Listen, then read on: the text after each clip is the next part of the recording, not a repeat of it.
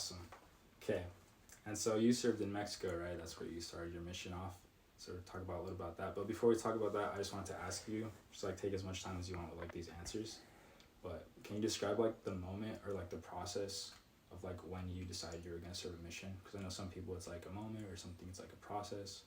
So like how is that for you? Like how did you decide you were gonna serve a mission? How was that experience for you? So when I was like a little kid, I kind of had the idea that like I wanted to serve a mission, but then like kind of when I got into high school when I was a teenager, I kind of like stopped caring about church stuff. Like I still went every Sundays, but it was kind of just because like my parents expected me to go. And I was like, wow, like this isn't very fun. Like I'm kind of just sitting here for 3 hours, like doing nothing. So then like the last 2 years of high school, my friends were all like planning on going to like a university in Illinois. And I kind of thought like maybe it'd be like a better idea to just go to school with them instead of go on the mission. So kind of for a while, like that was the idea that I had. Like I'm just, not going to go on a mission. I'm going to go to school. Like it just isn't really for me. And then sort of like in this consecutive space of time, like my great grandma and then also like a friend that I knew like passed away kind of unexpectedly. So I kind of wasn't expecting that moment to happen, but it made me think about like whether God actually existed and like if he did, like what did he expect of me? Like where were my friends at and like what did he want me to do? So I guess in that period of time, like I kept on going to church, but this time like I went actually like trying to find answers. Like I didn't just go to sit there for 3 hours. Like I went there like with the intention of communicating with Heavenly Father. Like I went there with the intention of like finding out for myself whether it was true or not. And then for a while, like I ended up like, just having these like small experiences where I felt like a little, like, I don't know, like something in my heart telling me that it was true.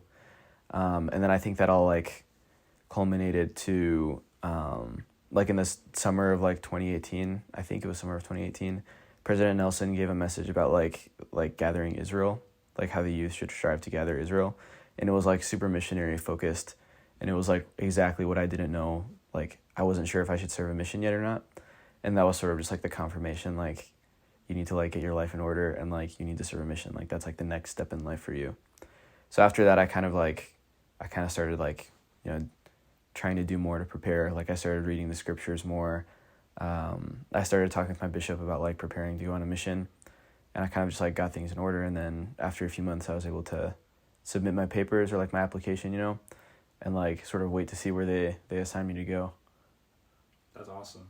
That's super sweet. And like during that process and like that decision, did you like receive a lot of like support from like your family and friends and like your community, like growing up in Chicago? Yeah, for my family and from like the people in my ward at church, they were all super supportive. Like I think like my dad had served a mission and it was like a huge blessing in his life and he would always talk about that. So I think he was very excited when I told him that I was like committing, I was going to do this. He was super hyped.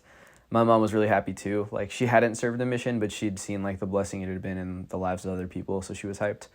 Um, so that was like cool. But then my friends like in high school like did not understand. Like in my high school, in my friend group, like I was like the only member of the church. So a lot of times when I would talk to them about church stuff, it was like I was speaking another language. Like they would like listen to me talk, but they had like no idea like why I was choosing to do the things that I did.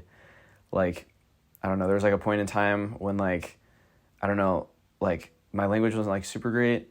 And then I remember like I made a point to stop and they were like, dude, like, why are you just like setting random rules for yourself? Like, I don't really understand like why you're choosing to do this. And I was like, look, like, it's kind of like it's kind of between me and God. And they were like, dude, I'm like, why is God like that and stuff like that? Like they just didn't understand, like they didn't, I guess like have like a whole lot of faith in like a higher power. So like a lot of the things that I chose to do just like were very not logical. So didn't receive like a ton of support there, but they were my friends and at the end of the day they were kind of like happy that I was doing something that made me happy. So Yeah,